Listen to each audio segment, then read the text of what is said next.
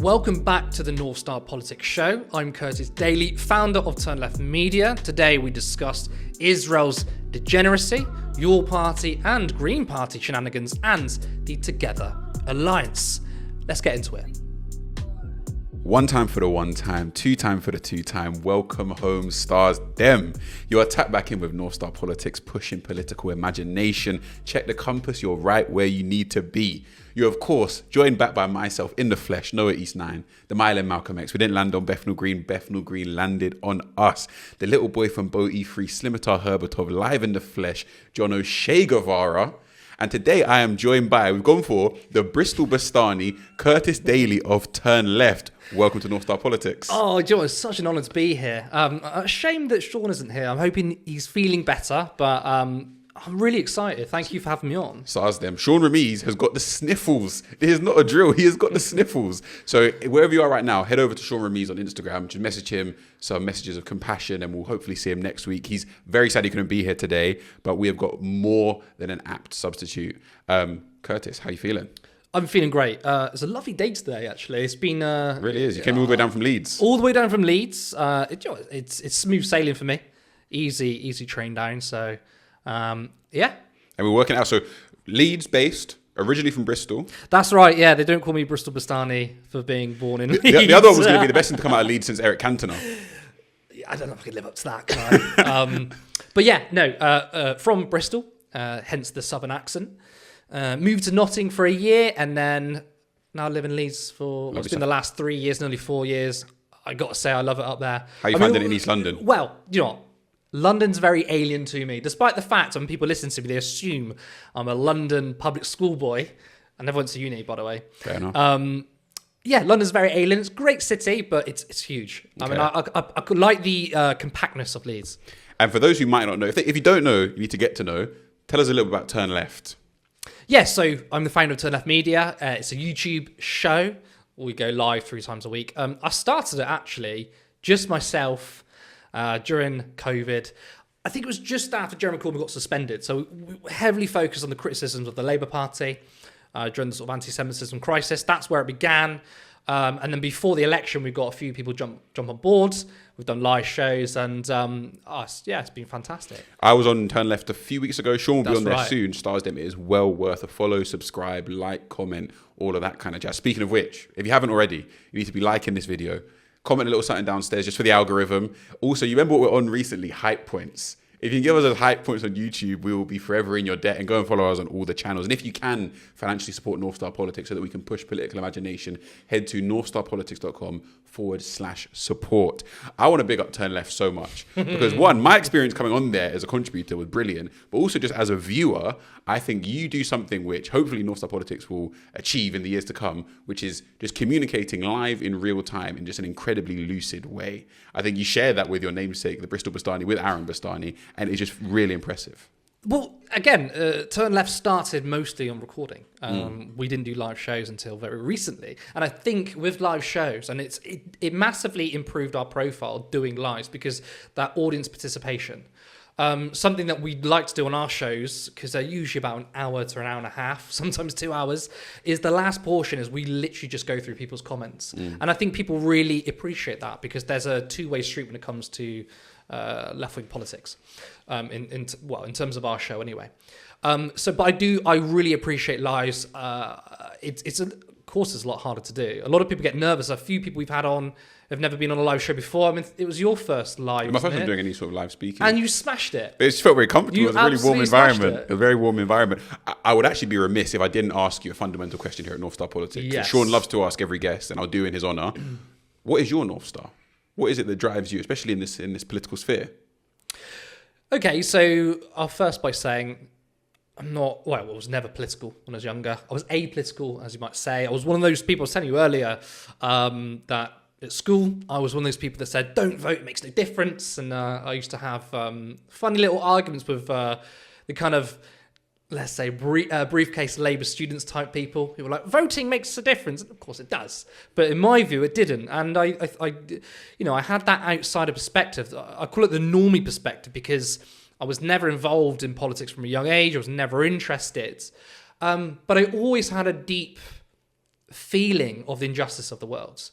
Even if I couldn't put a particular ideology on it or a label, I knew that I was, for example, I hated seeing homeless people whilst you got the super rich. That was something I intrinsically knew. And I think that's something that people intrinsically know without being politically educated. And all through, I mean, again, I didn't go to university, I got 4 GCSEs, I'm not an academic. And to be honest, not just the media, but sometimes in left-wing circles, it can be a bit too academic. I think that's a fair criticism, and a lot of people within left media would say that too. And I think I became political, 24, 25 years old. Again, I don't like to put my entire politics on a particular party or politician, but I would be lying if I didn't say that Jeremy Corbyn was certainly the person that got me into electoral politics. I'm a socialist in the radical sense, as in not just I want a bit of wealth redistribution. I'm talking about the means of production in the hands of the workers and beyond.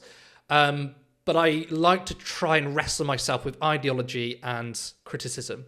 Self-criticism, or even people call it pragmatic. And then that's a sort of a dog whistle word you hear from like Blairites. We say, let's renationalise public services. And well, that's not pragmatic, even though I think it is. I think it's good to be critical of big ideas and ideology, whilst even subscribing to them. So socialist, maybe you want to call me that. Someone who didn't grow up political.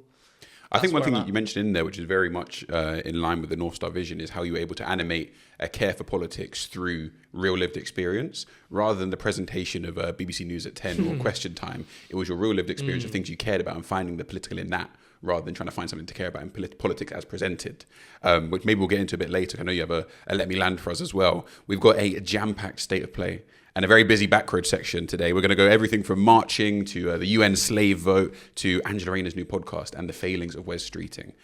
Should we get started? Let's get started. Let's do it. Welcome to the State of Play, Curtis. This is the part of the show for first-time listeners where we delve into some of the headline topics that have been in the news cycle over the past week.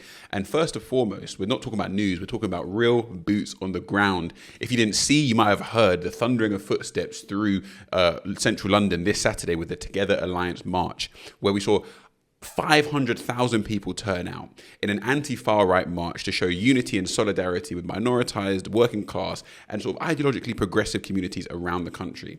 More than 100 charities, trade unions, campaign groups and community organizations took part, making it less of a niche activist demo that we might see some of the far right marches be, and more like a national coalition. We also saw the big names out on show. Hannah Spencer, the recent MP elected in Gorton and Denton, Diane Abbott, Auntie of the House, and Zach Polanski himself were all there on stage in Trafalgar Square, I believe it was, strutting their stuff and celebrating with people from around the country. Initially, I just want to get your impressions of it, looking down from up north.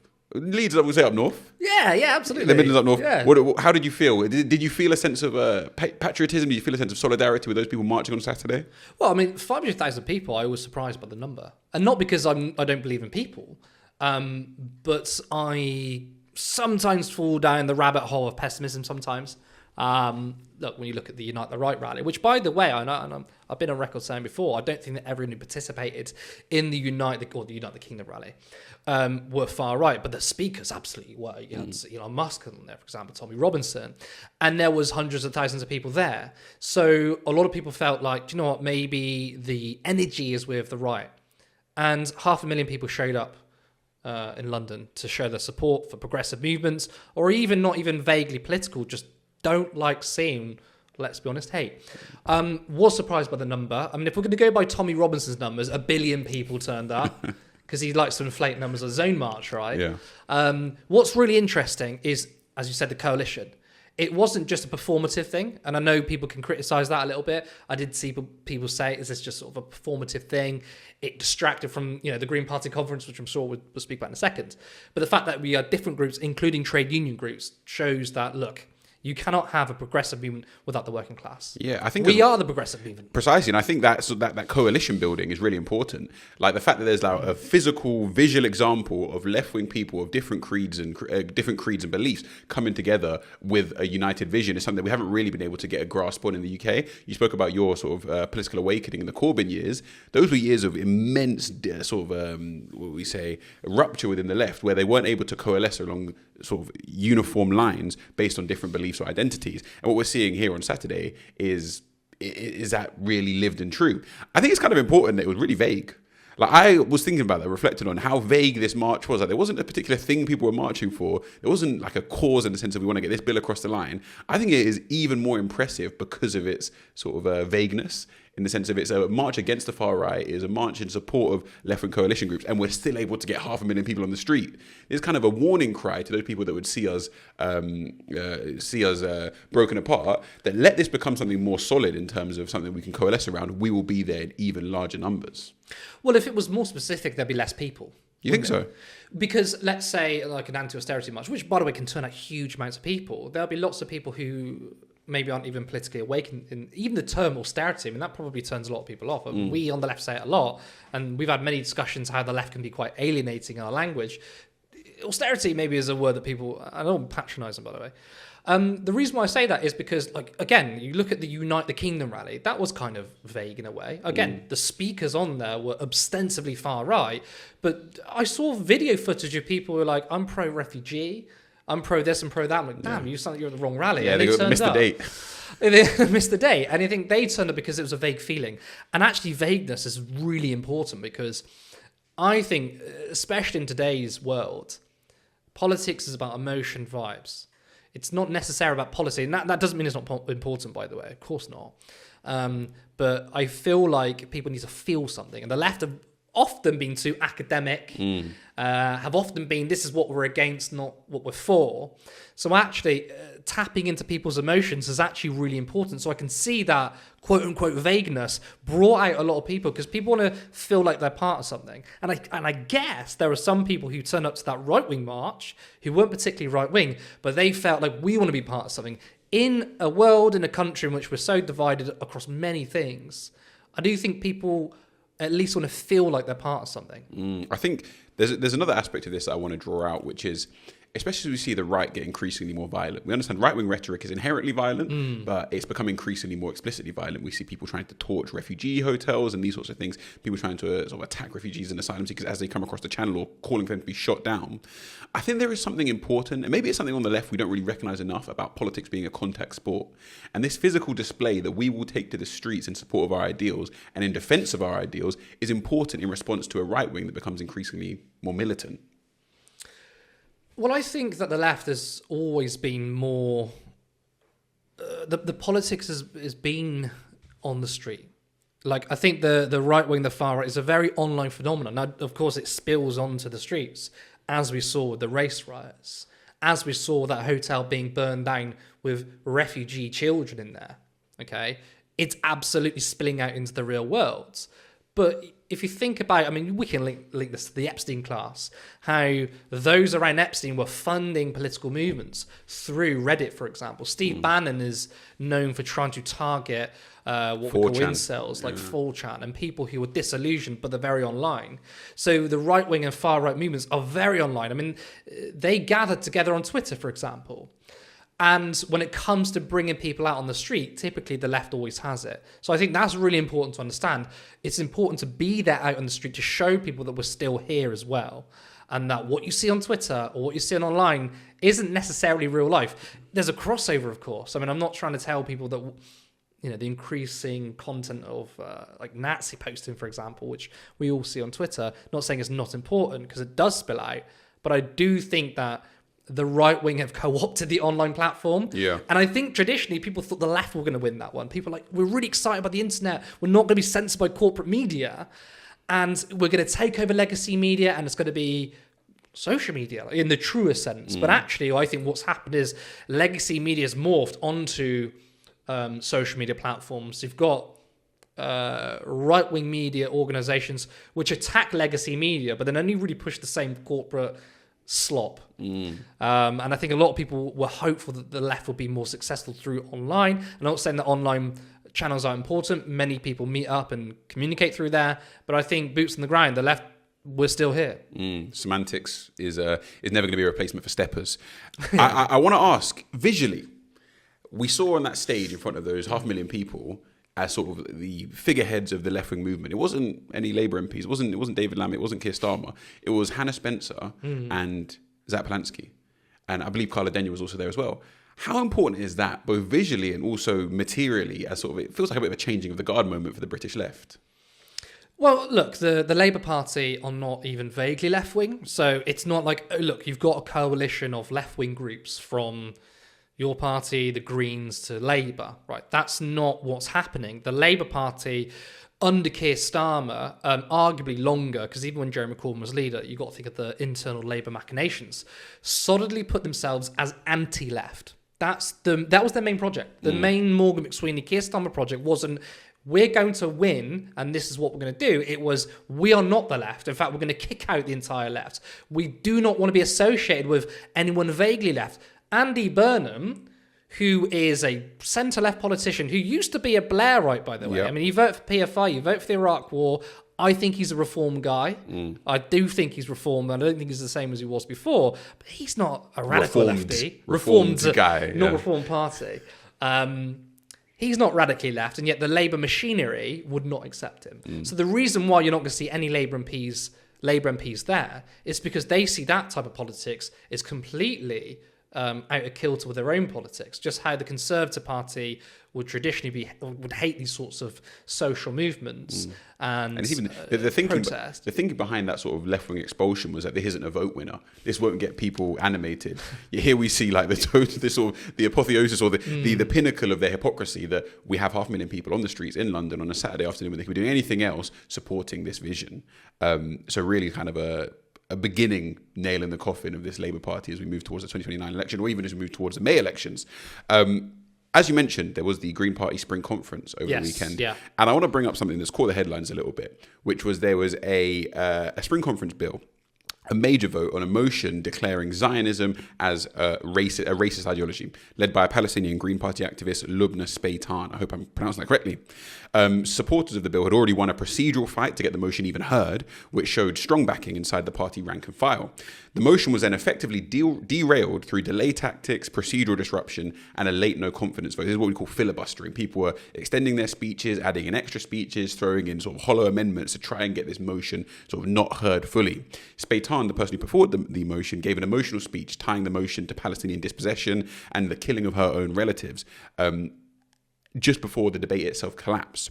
The chair then had to close proceedings before the motion could be fully voted through, leaving supporters of the motion in the Green Party furious and describing the outcome as sabotage. It's also worth bearing in mind that there was a very small proportion of Green Party members who actually got involved in the vote, but nevertheless, it wasn't able to pass. And this didn't hit the headlines in a massive way. But it is really important for us to think about on the left, especially as the left wing in Britain becomes more supportive of the Green Party, to really understand how the inner workings of the party function so that it can be fully embodying the left wing in Britain as we see it. A bit concerning, but I wanted to get your thoughts on it. I spoke to Lubna when the motion was being proposed. So we spoke about that. She talked about how, and we can go into whether Zionism is racism or not, but there were specific parts of the bill which also called into question the Green Party's current guidance, specific on anti-Semitism. So there's a slight reason as to why that motion had trouble. It is a bit more, as I understand, speaking to many people, it's a bit more nuanced than, it was the Zionist lobby stopping it. But there were pro-Israel people within in the Green Party were trying to sabotage it too. But basically, there's a line in the motion that basically calls into question the current guidelines, and it wants to remove the current guidelines. I had a look at some of the anti-Semitism guidelines in the Greens. I wasn't particularly happy because I felt like it wasn't stringent enough, it wasn't strong enough, and it wasn't clear enough in which potentially criticisms of Israel could be lumped under anti-Semitism. For example, we all know the classic conspiracy that Jews control everything, right? But it's also true that there is an Israeli lobby. We have the Conservative Friends of Israel, Labour Friends of Israel, in America, AIPAC. I mean, it's true. The Israeli state is very powerful, backed by the West. And under the guidance, it doesn't explicitly say, potentially it could be lumped under that. So I understand that. So I think part of the pushback was they didn't like the fact that it was going to override some other motion. There was an issue with the fact that, again, I'm not a Green Party member. I refuse to join any political party of the Labour, to be honest. But there was some sort of procedural things that I don't think was particularly adhered to. and also, I think a big issue was having the Green Party conference online. I mean, there was only, less than 1,000 people? It was like 400 people. It was 400 people. Yeah. There you go. 400 people on a really big bill, by the way. This is a hotly anticipated motion. And it became a sort of clusterfuck. But again, having said that, there were people who were trying to frustrate the bill. So I think, to be honest, I don't think that vote was ever going to happen anyway, given that it was such a small amount of people. I expect it to be passed at the end of the year, though. I think as well, though, it is just important for those of us who, not myself, I think Sean's pretty Green Party interested, but for those of us on the left who have become the hundreds of thousands that have joined the Green Party in the past months with like the brilliant leadership of Zach Polanski, I think probably a warning sign that we need to really work out how we can use this as the vehicle that it needs to be for left-wing government in the UK. And that means really getting your hands dirty and getting involved in the inner workings of its day-to-day democracy so that, perhaps things like this aren't able to happen. I think it's also interesting because this Zionism word is... I don't know if you saw recently, there was a Tucker Carlson interview where he was being pressed about this Zionism thing. And the interviewer kept sort of reorienting what Zionism meant to sort of say, well, in that very limited definition of the word, you are a Zionist, like come join the team. And I just wonder how much utility there is in centering Zionism as something that's up for contestation when really we're still fighting over what Zionism even means in mainstream media and in mainstream parlance. This is a really interesting question. We had the same question on our show, which is on a utility perspective, does it make a difference in terms of, 99% of the Green Party do not support, you'd like to think anyway, do not support what Israel's doing, right? And what matters is, what's the Green Party's relationship with the state of Israel? Well, we do know that one of the first parties calling out the genocide in Israel, they don't want to send weapons and arms to Israel. And I think the policy is pretty sound. So some might argue, why is this motion being debated when it could be seen as a distraction? Using the word distraction feels a bit wrong to use because it's such an important issue. I think what is important, though, is the fact that many political parties are very aware about appealing to certain demographics and groups. I mean, we know, again, when it comes to Jewish community, political parties make sure that they don't have any policies or even they have guidance to make sure they're not being anti-Semitic. We know how the Labour Party weaponise that, or in broader politics that happens. But there's really no base for Palestinians. Where do Palestinians get their own voice? And they don't. I mean, again, the Labour Party, they had 0 voices, and this motion was written by Palestinians. So I think in that regard, it's really important because we don't just want to speak over Palestinians, we want to give them a voice. And we often say it's up for the Palestinians to decide what happens in Palestine and then to override a motion in which a Palestinian who, Lubna told me, I'm not going to share her personal story. I mean, she did say it on the show, but she had a very touching and sad story about her family. We need to give these people a platform.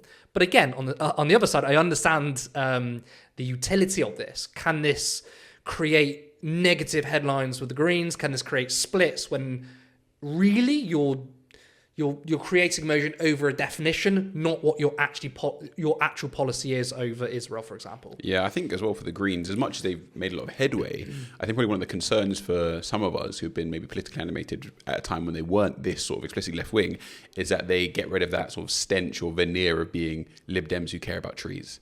And they've come a long way, but there's just an interesting side note on that. I just want to get your thoughts on that. I brought up the Tucker Carlson thing, and I actually don't watch many Tucker Carlson things, but there was another thing that came up recently, which I think really pinpointed the centrality of one of the most inane and sort of confusing questions of our time, which is, does Israel have a right to exist? And he was just trying to get his head around, like, what do you even mean by that? Like, what does that even fundamentally mean? And I think, because we're going to get onto a UN motion that passed, but I just want to get your thoughts on that. Because you are, I would say a media bigwig in the left-wing space. But I want to get your thoughts on some of these questions that dominate especially legacy media as a means to enter into a conversation. It used to be, do you condemn Hamas? Now it's about Zionism, or are you a Zionist? And does Israel have a right to exist? What do you think underlies that kind of line of questioning? Well, it's a double standard in which you wouldn't ask that same question about many other states. It's specifically, does Israel have a right to exist? And the reason why is because the ideology of Zionism underpins that. The ideology of Zionism is that Jewish people should have their own state. So when someone asks you the question, does Israel have a right to exist? What they're really asking you is, do you think Jewish people should have a homeland? Now, I'm going to straight up say, I don't think people should have a homeland based on an ethnicity. I do not support an apartheid state. I don't support an ethno state. I mean, lots of people, so-called in the progressive circles or liberals or whatever, would say, yeah, of course I support a homeland for Jewish people. You asked me, do I want a Britain that's whites only? Absolutely not. I want a secular Britain. And that's the thing. In my mind, all nations should be secular. It should be rule of law, it should be logic, it should be science, and you respect all faiths and none. That's what it should be. And the inherent question of, does Israel have a right to exist, is saying, do you support this particular ethno-state? Which I don't. Israel doesn't have a right to exist because no state has a right to exist. That's simply it. States are not a protected characteristic, but in the way in which the entire conversation has weaponized Jewish identity and a state is trying to say that if you harm a non-protected characteristic, i.e. a state, you're harming a community, which in of itself, as we know, conflation is anti-Semitic. Speaking of Israel, horrible news to come out of Israel over the weekend. I think you probably would have seen some of the visuals of this. But Israel's parliament passed a law making the death penalty the default sentence for Palestinians convicted in military courts for killing Israelis. The bill was driven by the far-right National Security Minister Itamar Ben-Gvir, who reportedly celebrated its passage with champagne. You would have seen that video of him trying to pop champagne in the Knesset and being stopped by security at the time. Also, him and his band of cronies were seen wearing pins which had a noose.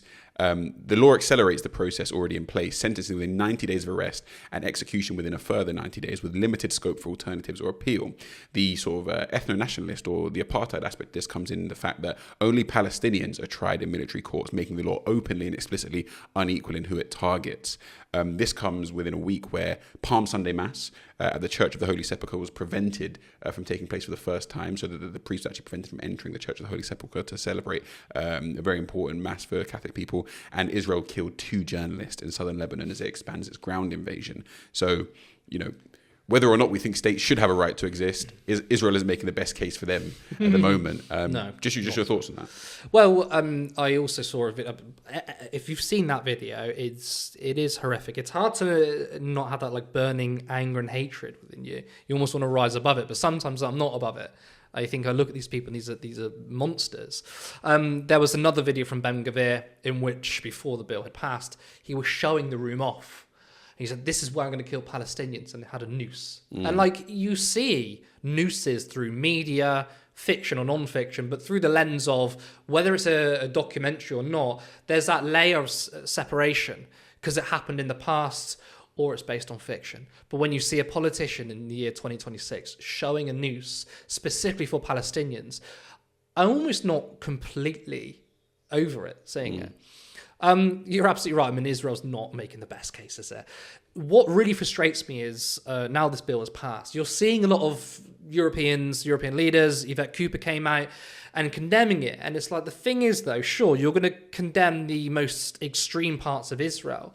But the reason Ben-Gvir can do this and his party, the reason why Netanyahu and others can do such depraved acts is, again, the apartheid state that underpins it. And what you have is liberal politicians will only condemn the extremities, but won't condemn the fact that Israel is currently engaging in genocide, that it's an apartheid state, is engaging in ethnic cleansing. But not only that, in their Greater Israel project, they're trying to get Lebanon, Syria, the Golan Heights, Libya, they're trying to expand Sinai. Everywhere. Exactly. And you just think, well, you can't really, in a way, condemn these acts when essentially, if you still support an apartheid state, that's all that is downstream from it. And a lot of the condemnation comes only in words, because a lot of the financial interests of this political elite are tied to an expansion of the Israel colonial state. Before the show, we were talking a little bit about the history of Northstar, and a big part of Northstar's initial ideology, even before we were a podcast, was this idea that we need to pursue politics in a way that keeps those eyes on our Northstar, on our ideological beliefs, rather than becoming muddied in the day-to-day of sort of corruption and strategic interests.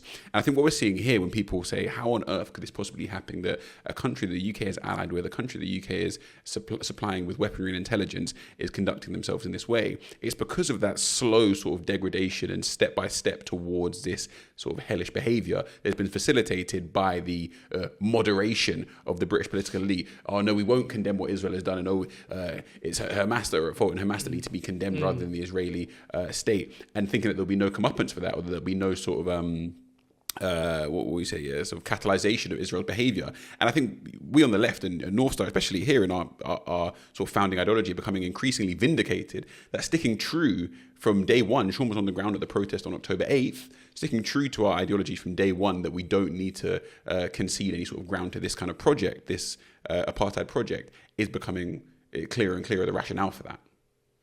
Well, it's always the left who are told they must moderate their own ideology, but it's never expected for the centre and the right. And the centre and so-called centrists would say they have no ideology. I can tell you right now, centrism is an ideology. The ideology of opposing anything radical in their view, but also being so procedural.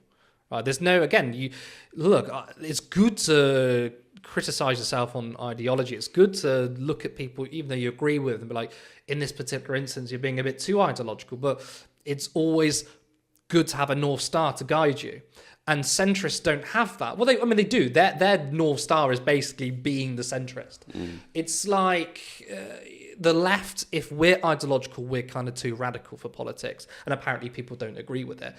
And that is being sort of gatekept towards even the centre-left. Even if we were to talk about public ownership of utilities, the amount of Blairites in the Labour Party would say, yeah, I'm just not ideological. And it's like, well, you do realise that privatisation is ideological. Yeah. Nationalisation of at least public utilities is the logical position. So everyone in politics is ideological, but it's the centrists and the right wing who really navel gaze at the left and say, you're the real ideologues and we're not. You're just as ideological. So I think everyone needs some kind of ideology that underpins their belief in politics. I think the worst kind of people that go into politics are ones who just want to go into politics. I just want to vaguely help. But that's where you get politicians from the Conservative Party who maybe vaguely thought they could make something better, but are easily trapped in where it's lobby groups or donations because they're just thinking, I don't have North Star to guide me anywhere.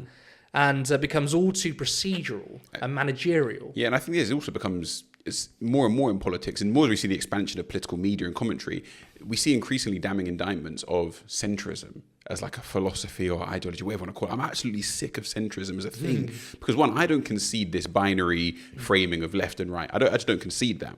And what centrism tries to do is say, in every issue is a binary. Yeah. And within that binary, the best thing to do in terms of like pragmatism and practicality is to find the middle ground. And in this instance, how would a centrist frame it up? And I'm going to give a bit of a reductio ad absurdum to do that. But it's like, on the one hand, we have sort of the openly apartheid and unequal lynching of Palestinians. That's one end of our binary. And on the other hand, we have the ability of Palestinians to live as equal citizens in a shared society.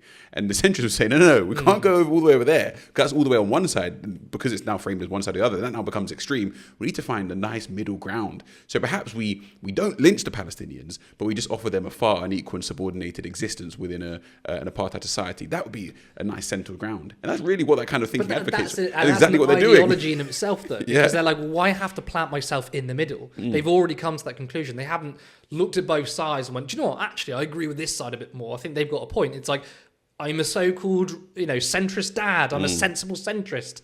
I'm James O'Brien. I'm going to plant my feet in the middle. And that is extremely ideological. Look, modern-day liberals are not liberals anymore. The basic tenets of liberalism, individual rights, and you can be who you want to be, doesn't really exist within liberals. I mean, again, like, why are liberals backing Israel? They shouldn't be, because Israel's everything against basic liberalism. But that's the thing. Modern day liberals don't exist. And it's the same in which the centre-left left social democracy, and it got me, socialists, communists, coming in and saying, okay, let's have a bit of redistribution of wealth. And there's been such a vacation of just basic social democracy and basic liberalism that I do think has given a rise to more radical politics on the right. I mean, to link this to the US Democrats, right? The US Democrats, by and large, are Zionists. Gavin Newsom kind of pretended he was like, Israel's doing something wrong. Recently on a podcast, I was like, yeah, I'm just a Zionist, right? And the problem is you're facilitating more radical politics because Tucker Carlson is saying something objectively correct on Israel, even though it's for the wrong reasons, even though I think he's an all-round pretty bad guy. Yeah. You've got people who are consuming media, aren't seeing what you should think, international law being upheld, basic human rights upheld from the Democrats, and they're seeing it from Tucker Carlson, and they're going down that way. So I think the fake liberals and the centrists are also breeding more far-right politics because they're not standing the ground. They're just finding the middle, whatever that middle think it is, and just planting their feet there. Despite the fact that the Overton window is moving further to the right, they're moving with it because they're not standing the ground. The left, we are trying to do that at least. Yeah, no, I agree. I think as well, I want to use this, maybe like the idea of the Israel lobby or Israel's influence in global politics is becoming more widely understood by just both sides of the quote-unquote aisle. And I think we could use this as a learning point for people who both have left and or right-wing creeds, if you buy into that, as a model for corporate capture. Because the idea of the Israel lobby and how that impacts governance abroad is becoming really clear to see. But we still don't have like a clear narrative on how corporate capture is impacting governance in the UK. So just as the Israel lobby is able to sort of constrain and co-opt and adapt the way that our politicians are reacting to things that are quite clearly detrimental to global society or literally to human lives, similarly, we have this element of corporate capture where corporations, institutions, multinationals who do not have your personal best interests at heart will be leveraging their influence on our politicians to do the same thing for their own interests as Israel is doing for their national interests. You know, an example is literally, the manifesto for Labour were coming in saying they're going to absolutely reform renters' rights. And as they progress towards a renters' rights bill and the eradication of leaseholding, all of a sudden there comes, massive developers in the room with Keir Starmer to have his ear and have their word in development of the renters' rights bill. So I think, it's all well and good thinking about the Israel lobby and how that's becoming an increasingly more pressing issue in people's minds, but we can start likening this to corporate capture of our government all around the world. Moving on to our next topic, which is probably the most optimistic topic of the day, is the UN slave trade vote. So Ghana, big up Ghana, led a successful UN General Assembly resolution recognizing the transatlantic slave trade and enslavement of Africans as, quote, the gravest crime against humanity. The vote passed 123-3, with the US, Israel and Argentina voting against, while the UK, the EU states and a number of others abstained. The resolution also backed reparatory justice, including ideas such as apologies, restitution, compensation and the return of stolen artefacts. Supporters of the bill saw it as a symbolic but important step towards international recognition, but opponents and abstainers sort of highlighted the fact they might be setting up a hierarchy of suffering. I want to throw it to you, both with the question in mind about how this sort of positions the UK, EU, US, Israel, Argentina on the global stage, but also just how fundamentally important do you think something like this even is? I saw a tweet with someone who, again, is not a right-winger, was at least, I think, having a good faith criticism of, which is to say, look, it wasn't white working class people who pay for this, and I don't understand the idea of reparations. Why should we get these people to pay for it? I mean, first of all, I don't think that's actually happening.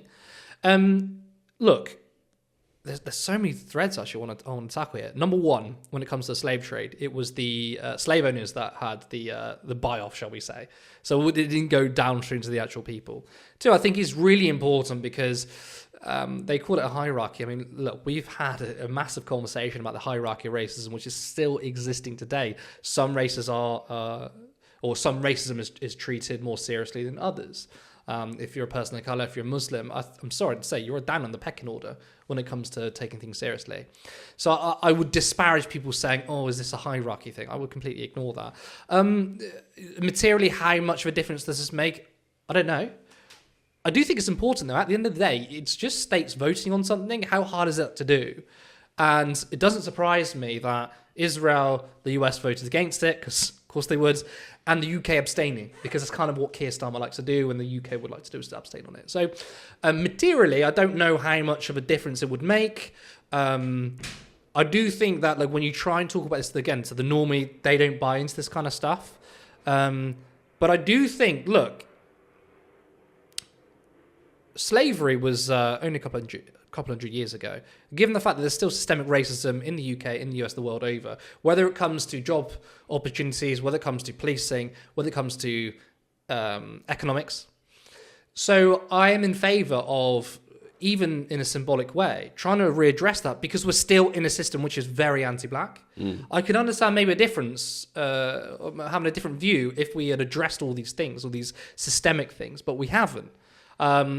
I I hear a lot of, again, right-wing people who are sick and tired of hearing about reparations, but once again, the Jewish community have reparations and no one has an issue with that. And again, I've got no issue with that too. So, but it remains to be seen materially what this means. That point you made about, and I'm very sympathetic to maybe that individual white person who might feel like what the fuck did I have to do with slavery? Like, I wasn't involved. I didn't do anything wrong. Why am I now being punished for it? And I think maybe with that reparation discussion, it's be a reformation of how we think about that. It isn't about you being held culpable for something you didn't do. It's more about just redressing the ill-gotten gains that you still benefit from. Because in the same way that if I was speaking to that white person right now, I would say, I wouldn't want you to be held accountable for anything you didn't do. And in that same way, I wouldn't want you to benefit from anything you didn't gain. And so based on that framework, those ill-gotten gains from slavery, from colonialism, we just need to reappropriate those. Not because you did anything wrong. This isn't a punishment. This is a reappropriation based on you benefiting from things that weren't duly yours. I think that kind of reframing of it seems a lot more reasonable. That famous line, equality feels like oppression to some people. Exactly. Right? And again, this is, and I've been very critical in the way the left can sometimes navigate this. Like, I hate the term white privilege, for example. And people will criticize me for that. But like, the word privilege has a lot of sting to it. And you add that with white privilege, tell a white person on universal credit that they're privileged, right? Versus a famous black actor. So I do think that the left needs to probably reframe things in a different way. I mean, we're in the communication game, right? We're in the media, so let's get to work on that. And you're right. I mean, when you have a conversation with a white person, it's like, why should I pay for this? Again, it's not about you personally being culpable for it, but states. And again, like, a lot of people might say, well, why is my taxpayer money going on this or that? Do you know what? I mean, I can have a whole conversation about economics. I don't know if I've got time, but it's not your money. It's not. They call it taxpayer money. It's not your money out of your pocket. No, I agree. I think, honestly, I think the dust of like the Trump cowboy colonialism hasn't quite settled yet. But when it does, if it does, there's gonna have to be some serious questions asked about the UN. Oh, because anyone of my generation, especially of your generation, would have like been growing up in a school system which really would have centered the primacy of the UN. And obviously this kind of, they would have centered it so that it became central to our thinking about world politics or global politics. But it's like, is this now we just kind of, the UN is not a thing anymore. There was no grand closing, but it's kind of, everyone's kind of aware, just not really a thing anymore. Well, I was extremely privileged to speak to Francesca Albanese, a special reporter to the UN. And I did ask her the question. I said, like, does it not feel like the UN's kind of pointless in a way? I mean, there's no international law. And she told me no, that there's still really important things we can do with the UN. But she completely understands why we feel the way. I mean, it does feel like international law is gone. It has kind of really. I mean, we are in the era of... I say we're in the era, it's not really a new era, it's a hark back to what the US did in the 60s. It was basically, we got the muscle and we're going to do what we like. When it comes to Iran, though, they're quickly finding out that it's not just about the muscle. So that's why we're calling it here on Northstar, we're calling it cowboy colonialism. Cowboy colonialism. Whereas we want to call it McCarthyism or post-World War II US expansion was very sort of meticulous and rigorously understood expansion where they almost never really lost. And if they did lose, it was only like sort of a Pyrrhic victory for the Vietnamese, let's say. The CIA knew their enemies, basically. Precisely. The CIA absolutely knew their enemies. If we look at Al-Qaeda and ISIS, the CIA were their enemies. Yeah, exactly. They were literally their enemies. So that's different to what Trump is doing. Like he's I love to say liberals, but a lot of liberals think that Trump is something different, right? He's different but the same. He's the same imperialist capitalist monster.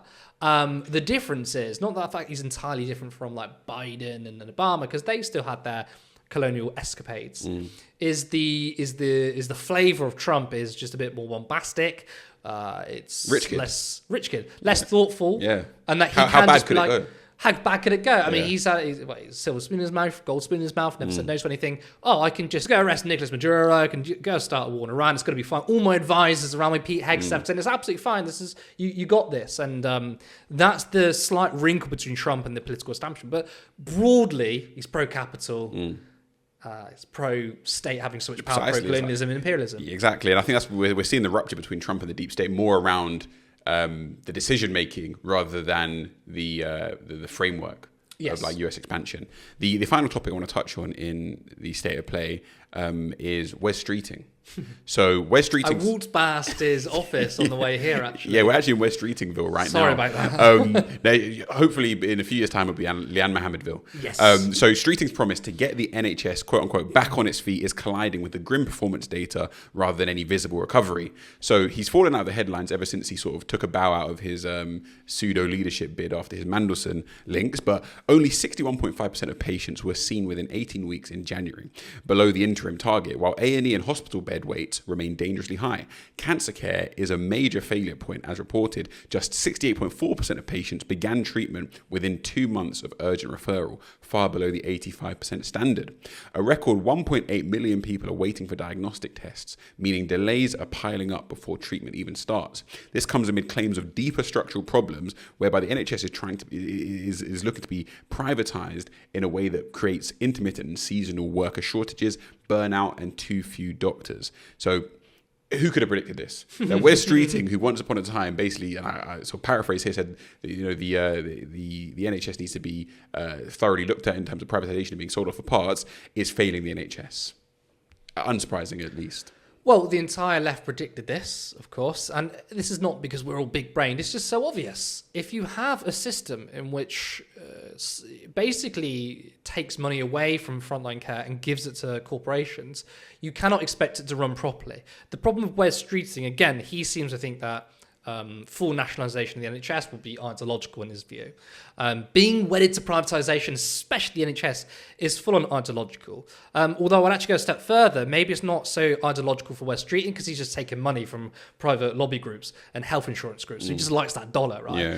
Yeah. But the thing is that he wants to tinker around the edges, and you have to get to the source. We have a very bloated state, a very bloated NHS. A lot of people on the right like to say, we're throwing money at the NHS and it's clearly not working. The funding model needs to change. Maybe we need to privatise it. It's already being privatised, and the reason why the money is being thrown and kind of thrown at the wall is because it's going to private contractors. Privatisation creates bureaucracy. That's the entire point of it. Privatisation was never about efficiency, despite that Thatcher said, we need to privatise all these swaths of public services. It was about getting public money and public wealth and putting it into private hands. The fact that he won't go there means he's never going to reach the kind of statistics he wants to. He can slightly improve it, absolutely. He can put funding here and there, maybe not be so draconian in the cuts when it comes to the Conservatives. But people are not looking for a slight improvement in the NHS. People want an overhaul. I mean, even me, 10 years ago, I could remember calling up and saying I need an appointment, GP appointment, and they say, yeah, cool, we've got one for you tomorrow. Now, standard practice is you get up at 8 o'clock, 8 a.m. on a Monday 8 a.m. on a Monday morning. Who the hell does that, right? Yeah, especially if you're very seriously ill. Exactly. I mean, yeah, jokes aside, if you're seriously ill, it's very difficult to do. And you may get an appointment, you may not, we don't know, could be in 2 weeks, could be in a month's time. It's now 2 years into a Labour government. You need to stop the excuses that we've just, we've taken on a bad economy, we've taken on the Conservatives, right? It's been 2 years. There's been no tangible change, not just with the NHS, but broadly, I think, with the economy. Also, this idea that that failures can just run our country. Because Wes Streeting, probably since day one of the Starmer government, has been angling for a leadership bid at some point. Yeah. And our party politics in our country is set up to sort of support and uplift people who just consistently fail. Like Wes Streeting beat Leanne Mohammed in a Labour strong seat by 500 votes. Leanne Mohammed, a young 20-year-old girl who was her first time stepping into sort of public politics. He's barely got a mandate in his own constituency. He's failing to run the NHS, which is what he was tasked with. To Peter Mandelson in messages, I'm going to lose my seat. Exactly, and now he thinks it's time for him to run a leadership bid in the same way that Keir Starmer was a pretty poor shadow Brexit secretary, and then somehow stumbles into the Labour leadership, essentially because of the ousting of the Corbyn faction. It's just painful to see time and time again the rewarding of mediocrity and oftentimes failure in our public politics. We're going to leave it there. We've had a lot of time on the State of Play. We're going to have a brief backroad section and then get into your spicy Let Me Land. Let's head to the backroads. All right, into the backroads, which is our section of the podcast for first-time listeners, where we take it off the main street and have a look at some of those topics in the news that you might not have seen. First is the development on the Golders Green attack. So you would have seen a few weeks ago there was 4 Hatzola, which is Jewish ambulance service vehicles, firebombed in Golders Green. So 2 men aged 47 and 45 were arrested over the arson attack and then have recently been released on strict bail conditions while the investigation continues. The counter-terror police are leading the investigation, and CCTV reportedly showed hooded suspects using accelerant on the vehicles. This is interesting because, one, it was initially seen as or reported as an anti-Semitism a terror attack, and also Sky News reported it as being done by an Iranian-adjacent terror group that had just sprung up out of nowhere. You know, a Northstar Politics, we're not conspiracy theorists, but I think it's just kind of becoming a bit of a convoluted and sort of obscure story that really feeds into the hands of those online who are conspiracy theorists. Also, the sort of the tangential topic in the news recently has been, we spoke about last week, or the week before last, you would have seen the visuals in Golders Green where Al Jazeera had turned up to report on the incident. And there was a specific man who was literally sort of shouting sort of vehemently in the face of the Al Jazeera pundits, calling them dogs and all sorts of horrendous obscenities and sort of quite loaded attacks.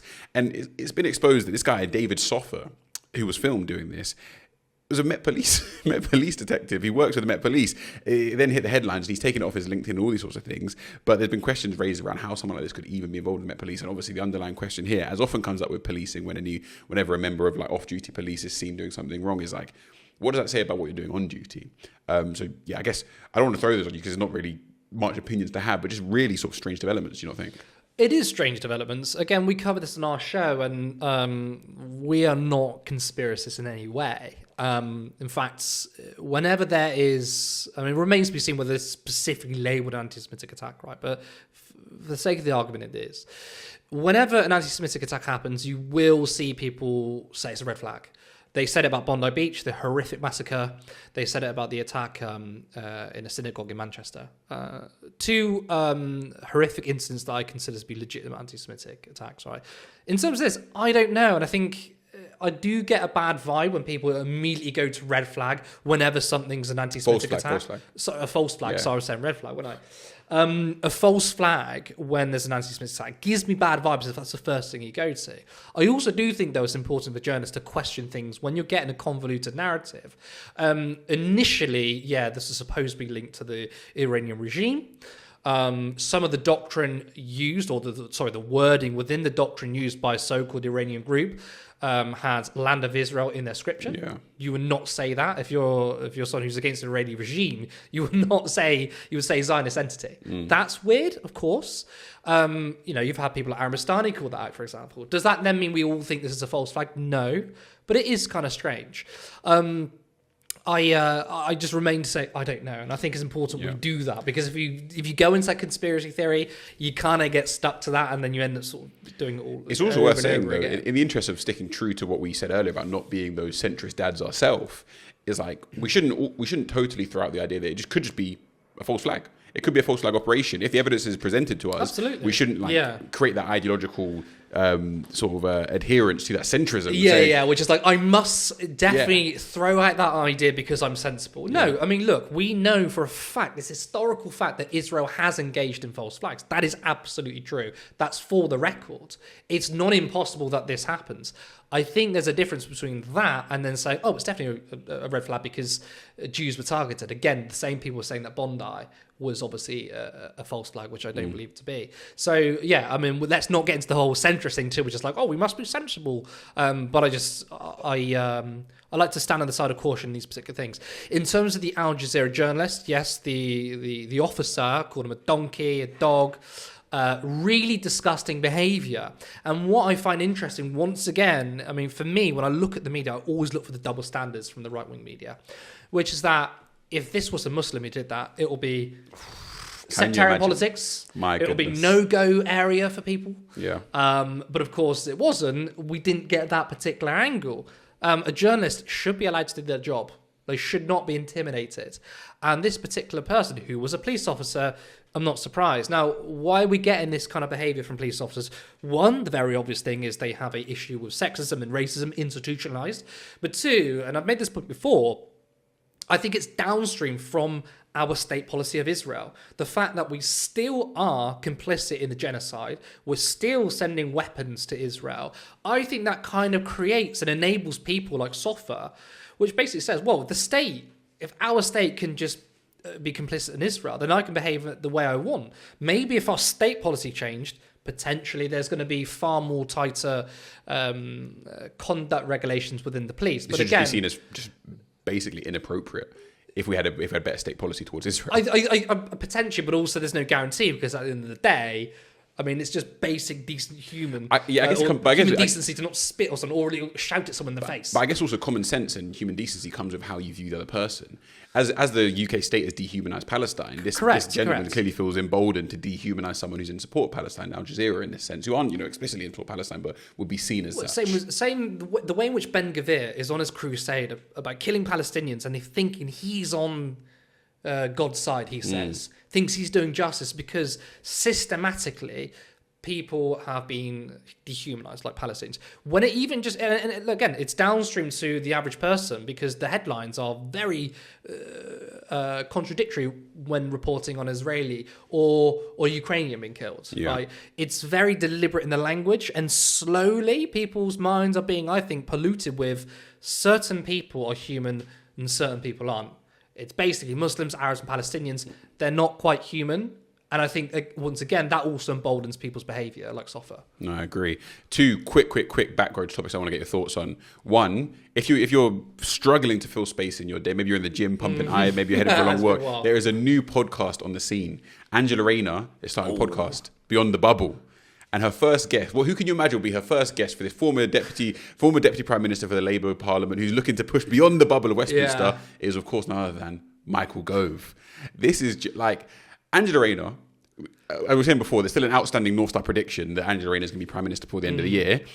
There's the first thing she's done, which I've thought, nah, Angela, my cards might not come up Millhouse for me in this instance, because what people want to see is your rejection of the current state infrastructure and government and sort of mono-party infrastructure that's produced this problem, and you actually being outside of that. But I think she probably miscoordinated and said, for me to get a legitimate leadership, I need to show credibility, but becoming more central within that mono-party structure. What she's done is the rest is politics. You've got Alistair Campbell and Rory Stewart, and they're like, oh, we're people that disagree, although do they disagree that much? Yeah. And, we're coming together. And we're starting a podcast. She seems to think that, like, Beyond the Bubble is speaking to someone who she disagrees with, who's also in the bubble. Absolutely crazy decision.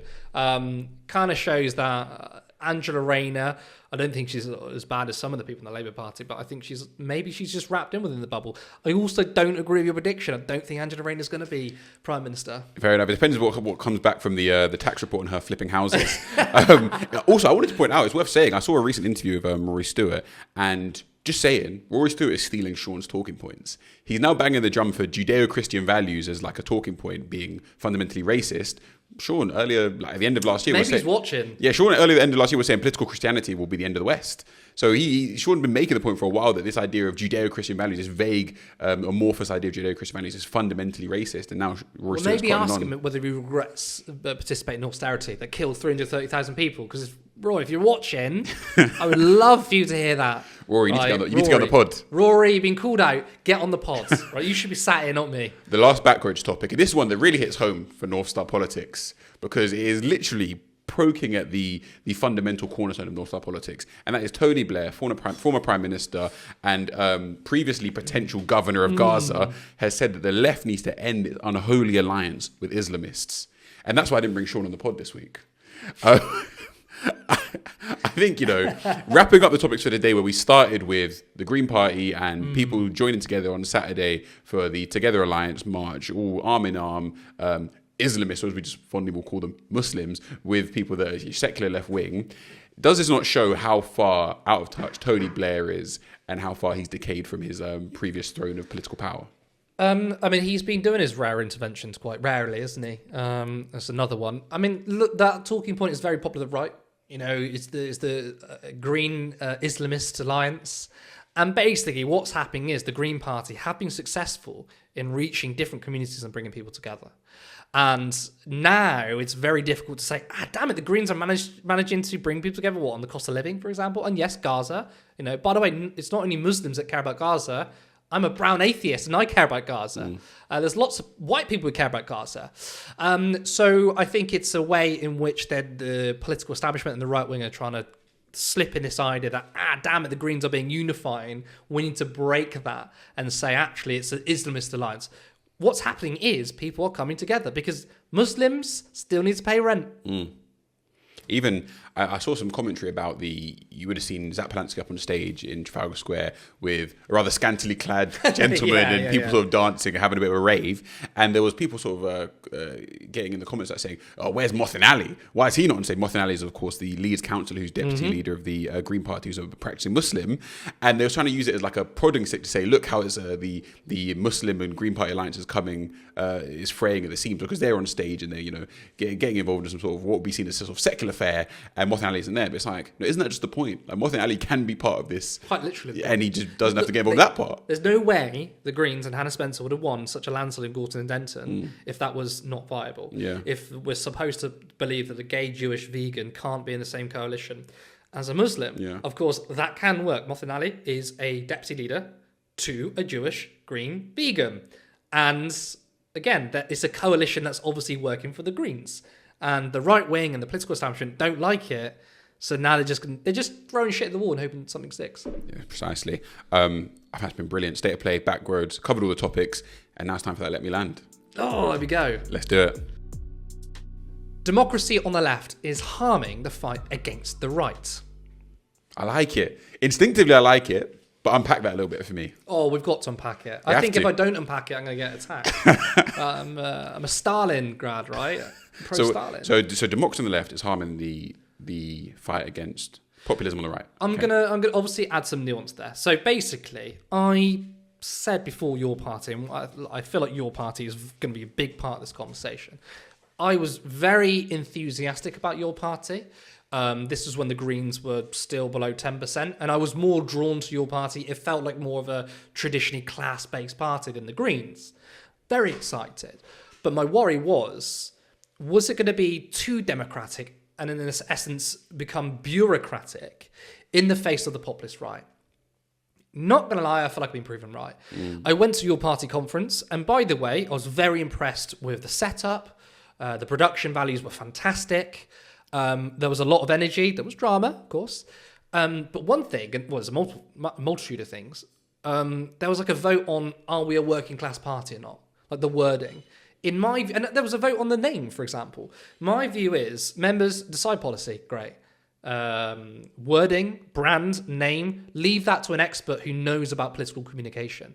So what I'm trying to say is, I'm not saying we should have undemocratic parties. Maybe the Greens have struck a good balance, although we can talk about, again, the sort of shit show at the Green Party conference, is that the right wing are, I think, in my view, winning worldwide across Europe. Reform, they are slightly losing in the polls or losing support in the polls. They're still number one. Do we want to be navel-gazing, looking inwards when we've got a big fight on our hands? And I guess what's interesting with reform, when you bring it up, is reform is structured very differently to other political parties, where it's basically run like a company. It's a limited company. Yes, it's literally a limited company. It's structured different because that's not really a political party. Yeah, exactly. So there's no like democratic voting or internal democracy there. I think we need to look at like the problem where that comes from, especially with your party, because how much of that is an outgrowth of trauma from the Corbyn expulsion? It's all trauma, though. Yeah. All the fights within Corbynism or within the Corbyn project in the Labour Party have just spilled out into your party. Someone said to me that actually your party is quite helpful in the fact that all the people infighting then, the Greens are getting on with the job, right? And it's still the same people having the same arguments over and over again, not trusting people during the Corbyn years. I don't think that's particularly helpful. I mean, Turn Left is unique in a way in which we started in 2020. We were sort of post-Corbyn in a way, insofar that we didn't have any bad blood between any other sort of left orgs and stuff. We're pretty friendly with everyone. We'll work with anyone. Yeah. And we're lucky to not be in that. And your party is supposed to be something new. Yet Jeremy Corbyn, a guy who I love, by the way, the guy who, if it wasn't for him, I probably wouldn't be sat here, right? Was the former leader of the Labour Party and was seeking to be leader of this new escapade, was going to inevitably bring the issues within the Labour Party over towards your party. And it clearly hasn't got off the ground. As a national political project, it's basically dead. And I'm going to be called out for that, by the way, because I think a lot of people say, well, you're just trying to sabotage it. It sabotaged itself, by the way. I mean, they were once 15% in the polls. 800,000 people signed up to join them, right? Where it is now is it's not the fault of external people. It's a failure of leadership, but I think it's a failure to get over what happened during the Corbyn years in the Labour Party. Okay, to push back on your argument, is it not a bit cynical? Because I guess a lot of what your party was trying to do, and a lot of what like maybe left-wing, democratic, deliberative political parties are trying to do is sort of re-engage the average person in politics as practice. Where populism seems to succeed is a populace that is sort of unfocused or unimaginative about political possibility, sees a headline slogan or a headline grabbing slogan that coalesces a load of different groups and says, yeah, go on then, and I'm involved in that. When it comes to voting day, I'm voting for that basically one headline issue that we've all coalesced around, whether it be stop the boats, whether it be build the wall, these sorts of things. And what a lot of left-wing, more democratic political parties are seeking to do is saying, no, you can be animated and active in politics on a day-to-day, week-by-week basis within your local communities, which will then form a more national party movement. And I get that there's trade-offs with either style, and I get the fear about right-wing populism, definitely.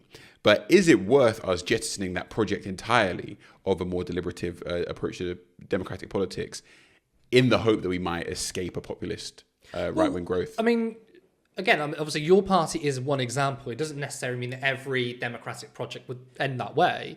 But what your party has shown is it wasn't deliberative. In fact, it didn't know what it stood for. There was, I would say, to put it very generally, a social democratic faction, maybe the Corbyn side, people on the grassroots left who were looking at a bit more socialism. They were talking about democratic means of the economy, although Zara Sultana said nationalise the entire economy. I was like, well, that's not socialism, bro. Yeah. There's that. And the thing is, though, the more deliberative approach is the social democratic. We're going to sort out your bills. We're going to renationalise the commanding heights of the economy. We're going to end privatisation. But the Greens are doing that. So when I was speaking to people from the many and people from the grassroots left, what I was hearing is, yeah, we're going to speak to people on the doorstep about their bills and stuff. And I'm like, yeah, but like that's what the Greens are doing. So where's your distinctiveness? And their distinctiveness would have came by a unapologetic socialist party, and it was going to be radically democratic. You know, the left always fight each other. The left can't even agree on definitions of what socialism is.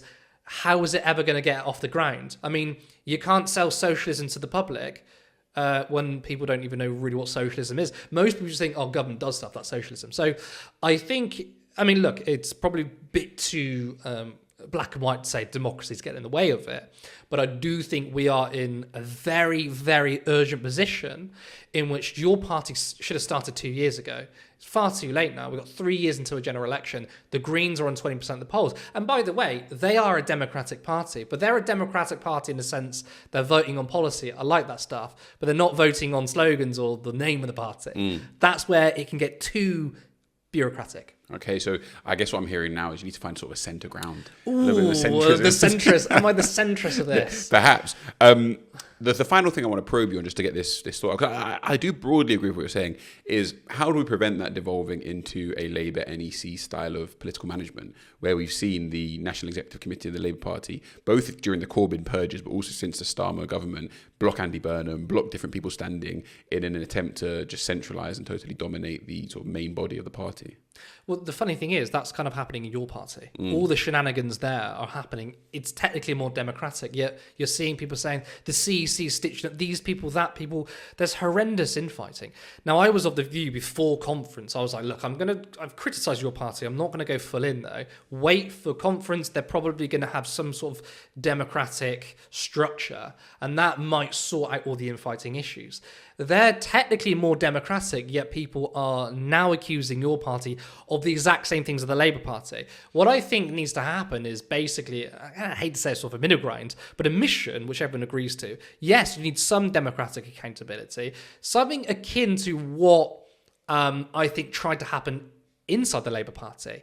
For example, mandatory reselection, so you can recall your MPs. So if they're doing a bad job, members can decide on that. I think it's a perfectly good democratic vehicle to get rid of bad people at the top. Something like that. But does that mean there has to be an entire huge cell network of different splinter groups. And again, the CEC, there's no one sole leader, for example, I'm highly critical of, because it was more democratic to have a leadership team. But now the party's elected Jeremy Corbyn as parliamentary leader. Is he de facto leader? I actually think that, in a way, is more bureaucratic. Have, in my view, sensible democratic institutions put in.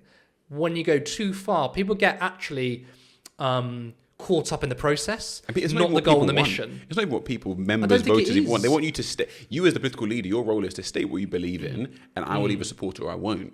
It's not for it to be entirely devolved and democratized down to the nth degree. And your average person doesn't want that either. They want someone to sort that.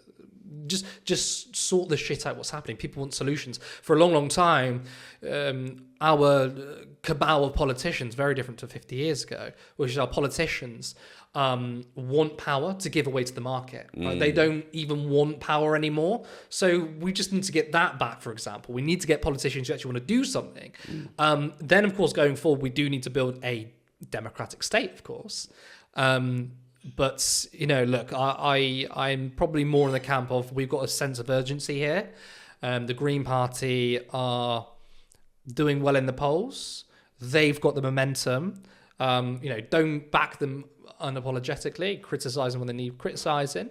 If your party had this massive surgence, by the way, right, if they suddenly get 20% in the polls, you'll see I'll change my tune because I'm not wedded to a brand or a party. I'm wedded to politics and my view on politics and what I think is good for the country. Stars them. Let us know in the comments if Curtis landed that one. I was pretty favourable because I was pretty soft on that one because I instinctively and intuitively do agree with you. But I think there is a level of middle road to be worked out there, especially for left-wing politics. Yeah. Before we finish up your little Let Me Land section, I want to just ask you something. We haven't spoken about Northstar in a while, which used to be like a topic, a weekly question. Is like, where do you think your party's headed?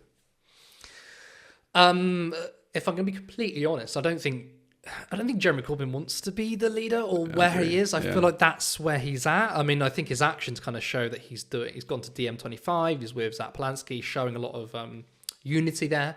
I feel like he's become a disillusion with it. Your party might end up just fizzling out. They're not standing in any local elections. They're not standing in Scotland. They've lost 20% of their membership in Scotland. So they're not standing in the May elections, I believe.